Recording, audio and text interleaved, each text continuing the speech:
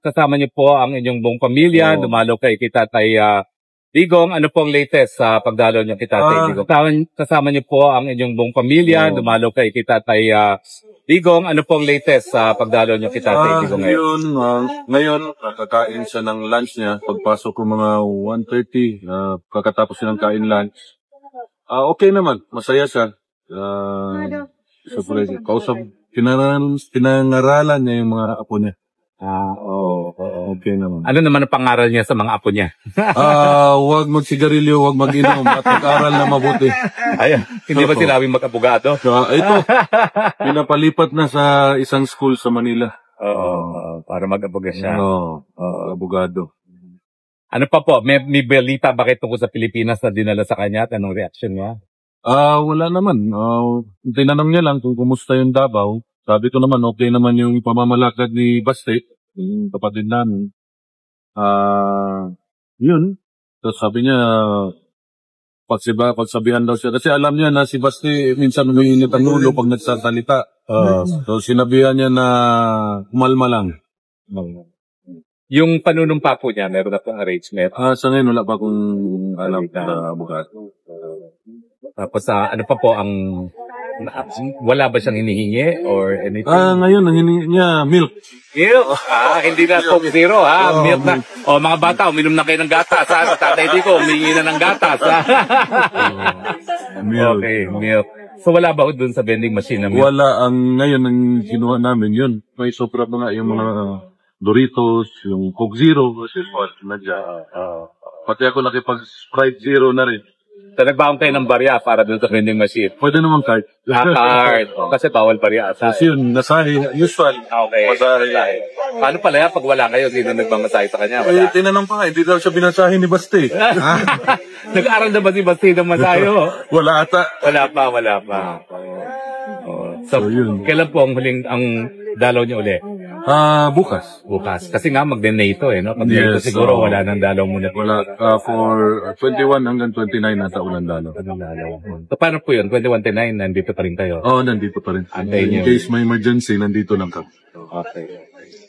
Kung may tanong yung taong bayan ko kasi yesterday, nabahala ang buong Pilipinas nung sinabi na hindi na siya gibaling-baling or hindi na siya nabigyan ng atensyon sa loob. Hindi siya pinansin. Hindi siya binigyan ng... Hindi ko alam Tagalog kasi ng baling-baling. Ng pansin. Pagtagad. Kasi, yes. Kay, he was asleep. Tapos yung nagising, too late na para i-serve yung pagkain niya. And nandyan na kami. Tapos parang wala siyang gana kumain. Yun ang sabi niya kahapon. Wala siyang gana kumain. Pero kung kumakain naman siya? Ngayon, kumain siya ngayon. Yung lunch niya, kinain niya. May mensahe ba si PRRD kung sa mga buong sambayan ng Pilipino? Yun pa rin, ayusin ang Pilipinas. Yun lang. Okay.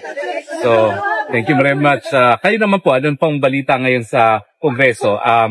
Minungkahi ni VP Sara na tumakbo daw kayo para speaker. Naghihintay na ako nung 240. Na kailangan.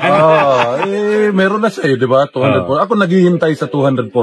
Okay. Pero, ano po, sa tingin ninyo, kasi may tradisyon na kung sino tumakbo na speaker at hindi naging speaker, maging minority. Okay ba sa inyo maging minority? Ang balita ko ngayon, di na mangyayari yan. Kasi pag ang minority, pinapabubutohan na rin ni ano pangalan niya? Tambalas Diyos. Tambalas. Ano ba ho? Siya uli? 75,000 votes lang. Speaker, 75,000 votes. Walang kalaban, sir. Walang kalaban pa. Pinadisqualify pa. Ganyan yan. Pero anong balita nyo? Yung mga ibang alternatibo, umatras na ba? At talagang wala nang ibang kalaban for speaker? Bukod sa inyo? Wala ko sinabi tatakbo ko speaker. Hindi nga. Naghihintay lang ako ng 240. Naghihintay lang ng 240. Pag ako yung 241. Malinaw naman po yun, malinaw.